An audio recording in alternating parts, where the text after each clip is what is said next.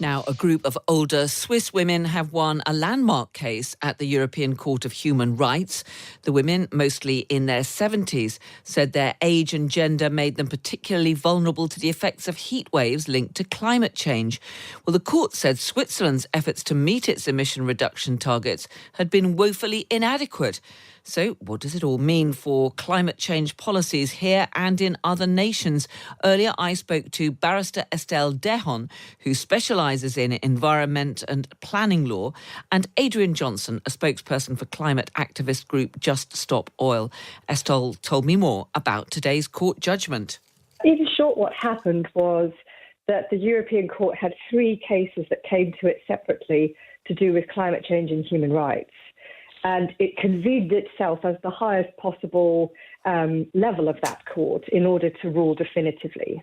And one of those cases was successful, and that was the case that was brought by the senior Swiss ladies. And essentially what the court decided is that Article 8, which is the protection for the right to family life, private life and bodily integrity, encompasses a positive duty on states to address climate change where it causes significant risks to the people who live in those states, and in particular, people who are vulnerable, like elderly people. Adrian, let me ask you, first of all, what you make of this ruling.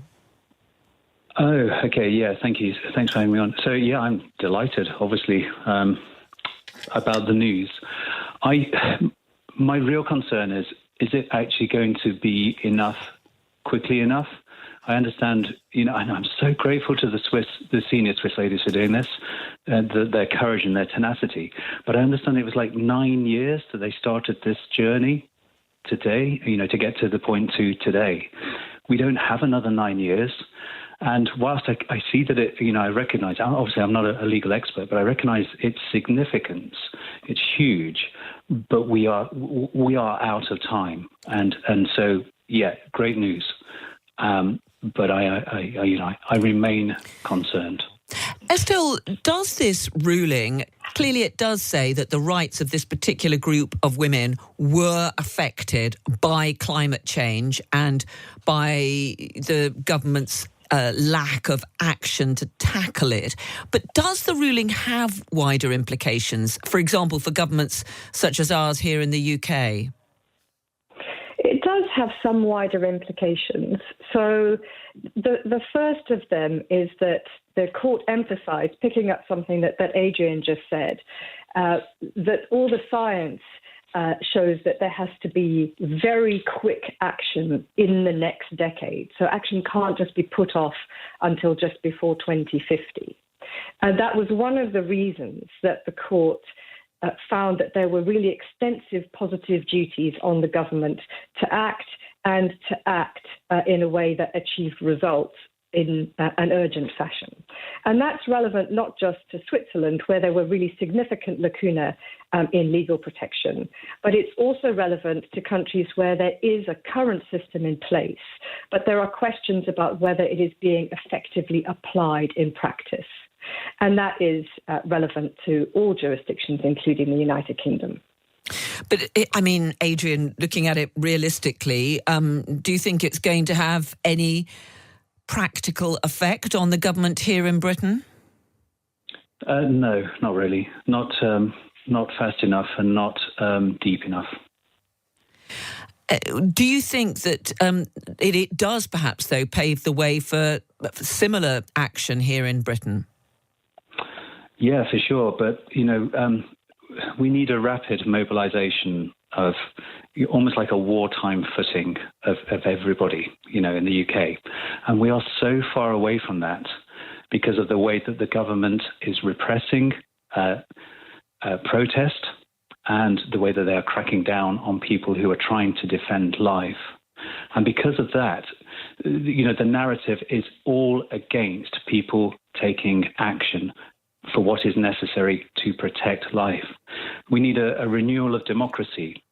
I would suggest, and this is what we're calling for, a people's assembly that has legislative power, where ordinary people can be given the facts and they can engage in informed deliberation to make decisions that are then enacted upon. We need that kind of as I say, full mobilisation, rapid. We're basically talking, we basically need a revolution. A revolution? What exactly are you talking about, Adrian? Well, we need a revolution in the way that we do politics, because clearly it is not working. That's why the court ruled in this way. They were clear that the Swiss government are not protecting its citizens. That has knock-on effects for our country. It is clear that our country is not protecting its citizens. We need a revolution.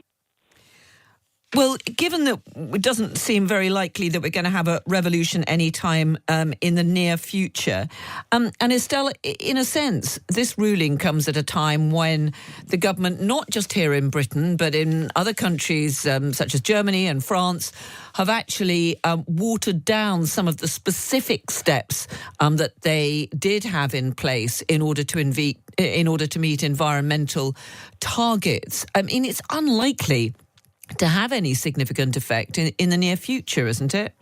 Well, that's an interesting question, because one of the things that the court said is part of proper compliance with the human rights obligations is for the government's measures to be effective, to be in good time, and to be consistent. And it does give rise to a question about whether the watering down of the policies required to meet not even an extensive set of targets, but a minimum set of targets that may just about keep really significant and dangerous climate change at bay, whether the watering down of those sorts of targets complies with the obligation that the court found to be in place. Now, I completely take the argument that law is a blunt instrument for bringing about social change. It is a long process. It is a difficult process. But some of the things that the court have said today, including about the extent to which discretion should or shouldn't be given to governments to act in certain ways, I think will at least contribute to the urgency with which the government now realises it needs to act. Adrian, despite some very high-profile protests which your group, along with others, have taken, it doesn't seem to be working at the moment, does it? Given that what we're seeing, as I mentioned there, is this government and others saying that they will prioritise costs on voters, not wanting to put extra costs onto them in order to meet environmental targets. Yeah, exactly. I mean, that's why we say we need a renewal of democracy, because the current setup is just not fit for purpose for this kind of emergency. When you're looking at your, on, as you say, winning people's votes and popularity, it just won't work, will it? Because it is so difficult. The kind of changes, the other revolution that we need to enact is massive in terms of the technological revolution, and the time frame that we have to get ourselves off fossil fuels is tiny. I mean, this is the most challenging thing that humans have ever faced. And meanwhile, we're given the message to just keep calm and carry on. That's basically the narrative of our government. They don't want to affect the ordinary people. They don't want it to burden the ordinary people.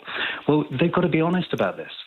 It's just not working. We've had a whole year of 1.5 degrees and above. It is not working. If I may, there's an interesting insight here that is loosely based on what has come out of various legal cases in this country. And that's two things. First, it's not necessarily correct that climate-related measures, even climate-related measures that do have a cost, are unpopular with the general public. And in fact, there's lots of evidence that by far the majority of people support and would support politically those types of measures. But the second thing that's come out, and which is significant and which is never, in my view, talked about sufficiently, is the cost of climate inaction. And whatever it is that the cost may be of policies that have to be put in place, the cost of failing to act and then having to take emergency measures to address the climate impacts of failure are going to be significantly more. And the Treasury down has put evidence in place that shows this to be the case. So it's not right that there's a sort of polarized position that's set in stone as to whether you should act or you shouldn't act, and when it's going to be costly and when it's going to be popular, or when it's going to be cheap and when it's going to be unpopular. And that's just not the right parameters. And hopefully one of the things that litigation can do is start to bring the true parameters to light. Adrian, let me just ask you, Adrian, because one thing that is quite clear is that the kind of disruptive action which your group has taken, blocking roads, disrupting people's journeys and so on, has been pretty unpopular. There's been a lot of anger about it, and that is why the government has been prompted to bring in the new legislation which you mentioned a moment ago. Yeah, but, it's not about popularity. There is also data that shows that when we take actions in the type that we do, that the level of concern that Estelle has talked about and the level of support for real action does actually increase, because it keeps the conversation going, because otherwise it just goes quiet. Estelle, I wanted to say that you're absolutely right. People are ready for change, but then we have a political system where the opposition is rowing back from all of that change. There's not really a party I can see myself, and many other people are saying this. Who do we vote for to bring about the rapid change, the revolutionary change that we can see so clearly that we need? We don't have that. So we need a renewal of democracy. Adrian, let me just ask you, though, about your tactics. I mean, there are reports that protesters linked to your group are planning to cause huge disruption to central London this week, including targeting tube stations. Is that correct? Well, that's a different organisation. You're correct that it is a group that is linked to Just Stop Oil. I'm a spokesperson of Just Stop Oil. Really, you would need to speak to a spokesperson from Youth Direct. That's the group that you're talking about. Would you condone such action? I would condone any action that is effective in terms of bringing into the conversation and bringing into people's minds and getting a discussion and getting the media to recognise the seriousness of the situation that we're facing. As I mentioned earlier, we've had a whole year above that safety target of 1.5 degrees Celsius. I mean, it is clearly what we are doing, the steps we're taking has been ineffective. And the other group, Youth Direct, young people, probably more than my generation, they can see that, and they are terrified and angry. And so I completely empathise with them when they take serious action. Estelle, finally, and just briefly, if you could, are there any indications that any governments, including the Swiss one where this action was brought to court, are preparing to make any changes as a result of this judgment? Well, as I understand it, the Swiss government has put out a statement saying that it's going to take the judgment away and take the steps necessary in light of the judgment. The thing about a Grand Chamber decision is there's nowhere else to go. It's not appealable. It is the final word, and the Swiss government recognised that. Just to pick up on one point, though, that Adrian made about young people, it's really clear from this decision that the court was conscious of and took into account the intergenerational burden that climate change poses and can impose on young people. And that was one of the reasons that the court made the decision in the way that it did. Well, there you heard the environmental barrister Estelle Dehon and Adrian Johnson of Just Stop Oil. Several of you getting in touch on this story. Kay says, climate, this court ruling is totally absurd. There's no connection between the notional harm, have they suffered any harm, suffered by the complainants and the action of the Swiss government. Climate's a global issue. Maybe the European Court would like to sue the USA or China. Do keep your thoughts coming in.